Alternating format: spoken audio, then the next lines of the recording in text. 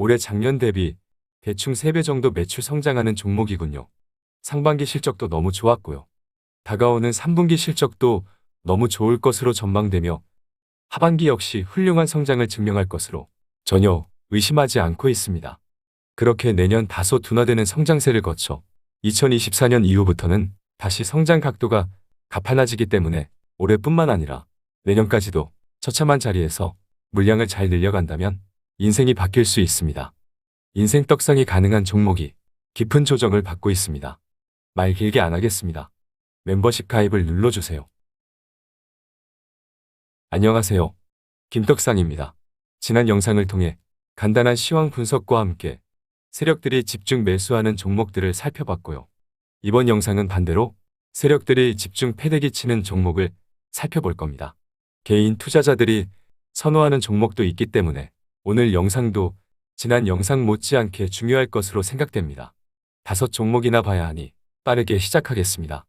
시작에 앞서 구독과 좋아요를 눌러주신다면 다음 주 시장의 바닥을 확인하며 반등하는 마술을 보여드리겠습니다. 출발할. 외국인과 기관이 합세하여 패대기 치고 있는 월스트5 5위 종목은 한국항공우주입니다. 지지난주 외국인이 가장 많이 매수한 원탑 종목에도 접근 금지 의견을 드렸던 종목인데요. 계속 음봉으로 내리꽂고 있네요. 매도 시그널을 만들었던 연두색 기관은 매도 강도가 다소 낮아지긴 했어도 여전히 매도를 이어가고 있고요. 기관의 패대기에 얼떨결에 매수를 한 것이 아닌 매수를 당해버린 주황색 외국인도 아차하며 비중을 줄인 모습입니다. 기관에게 뒤통수를 맞은 외국인의 선택에 달렸는데요. 검은색 개인이 여전히 사고 있는 것을 보니 당장 V자 반등을 기대하는 것은 정신 나간 거죠? 바닥 다지는 것을 확인을 하고 상황을 따져봐야 하지 않나 싶습니다.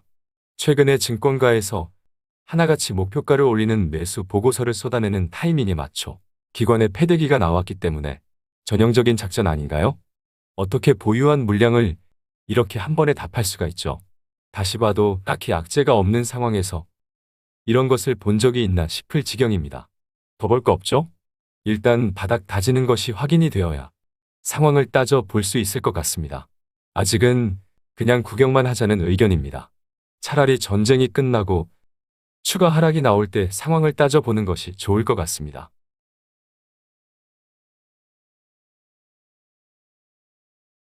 외국인과 기관이 합세하여 패대기 치고 있는 월스트4 4위 종목은 시장 하락에 단기 베팅하는 코덱스 200 선물 인버스2X 곱버스입니다. 곱버스는 예를 들어 시장이 1% 내리면 2배인 2%로 오르는 ETF입니다. 반대로 시장이 오르면 2배로 내리는 종목이기 때문에 단기 시장이 하락할 것 같을 때 매수하는 종목이에요.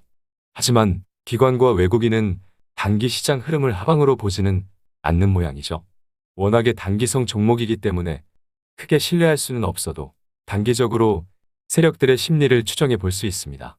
외국인과 기관은 곱버스를 팔고 있기 때문에 하지만 매도 강도가 대단한 것이 아니기 때문에 단기적으로 시장이 반등한다기보다는 하방은 제한적일 것으로 기대는 해볼 수 있겠습니다. 어쨌든 나쁘진 않습니다. 외국인과 기관이 합세하여 패대기 치고 있는 월스트3 3위 종목은 두산에너빌리티입니다. 원전 관련주였기 때문에 테마를 타며 단기 긍정적인 흐름이 나왔었는데요.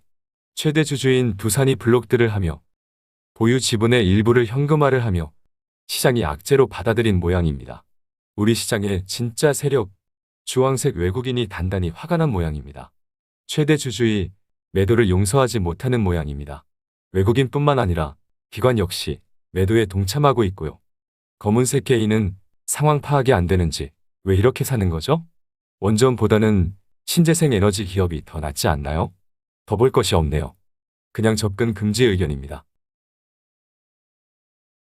외국인과 기관이 합세하여 패대기 치고 있는 월스트2 2위 종목은 네이버입니다.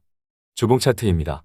외국인은 작년 연말부터 본격적으로 지금까지도 매도를 이어가고 있습니다.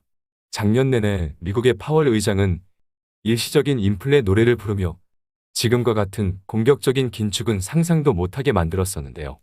작년 연말 파월 의장이 일시적인 인플레이션이 아니라는 것을 인정하며 금리 인상을 시사하기 시작하면서 네이버도 그때부터 지금까지도 끝없는 외국인의 매도로 하락을 이어가고 있습니다. 분명 대체 불가한 기업이지만 대표 성장주가 성장의 의심도 있기 때문에 긴축에 발작하는 시장을 이길 수가 없는 모양입니다. 이럴 수가 있군요. 연두색 기관은 네이버를 2020년 7월부터 본격적으로 매도를 시작했는데 더 팔 물량이 있다는 것이 신기할 지경입니다. 지들이 들고 있던 물량을 다 팔고 공매도까지 하는 것이 아닐까 싶네요. 그래서 공매도 상황을 체크해 봅시다. 불행 중 다행이네요. 최근의 공매도 비율은 안정이 되어 있네요. 공매도 세력들도 더 이상 하방을 보기에는 너무하다 싶나 봅니다. 이거 수급이 너무 안 좋은데요? 지난 주봉상의 음봉도 전저점을 깨는 확인 사살이고요. 지금도 너무하다 싶은데 여기서 더 빠진다고요? 개인적으로 상상하기 힘들지만 좋은 얘기를 할 수 없기 때문에 추가 매수를 고민하고 있다면 차라리 하락이 멈추고 바닥을 다지다가 떠나간 메이저 수급과 거래량이 동반되는 바닥 탈출 신호를 확인하고 고민을 해도 아쉽지 않을 정도로 처참하다라고 정리하겠습니다. 작년 연말 긴축 우려가 갑자기 시장에 엄습하면서 하락이 시작되었기 때문에 일단 긴축이 멈추지 않더라도 긴축 강도가 완화되는 시점이 되어야 의미 있는 반등을 기대해 볼 수 있지 않을까 싶습니다.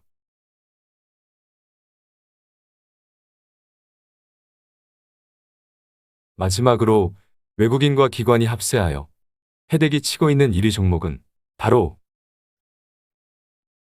이거 알려드리기가 너무 괴로운데요. 그래도 한번 발표는 해보겠습니다.